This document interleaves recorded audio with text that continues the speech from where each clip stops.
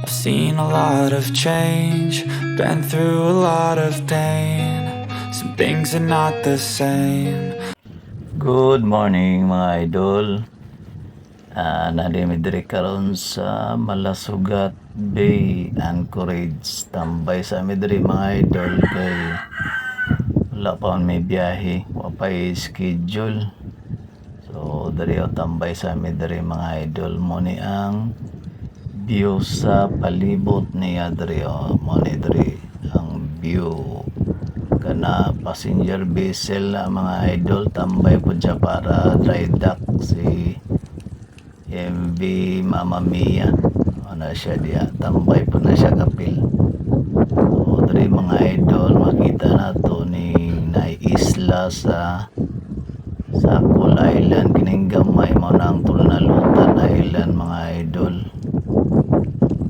So mo ni dari ang amo ang tambayanan kay wala pa ni biyahe diri sa may Malasugat Bay Anchorage sa Sangali, Zamboanga City mga idol. Tambay sa midari mo ni wala mo ni ang view sa gilid sa among barko mga idol mo ni siya. Ako nang gikalingawan og video kay may lingaw mag-video na lang tani mga idol para naapoy pang upload sa Facebook ni siya may kalingawan ako ni video tambay man video lang sa ani may na lang na ipang upload so mo ni diri ang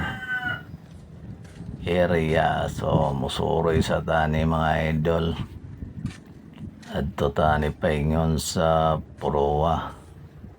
Tanawa na to ning view dito sa may proa mga idol mo ni diri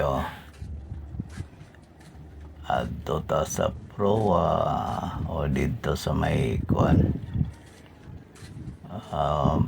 forecastle deck dito sa may forward adto ta dito magsuroy-suroy mga idol atong tan-awon ang view dito dapit.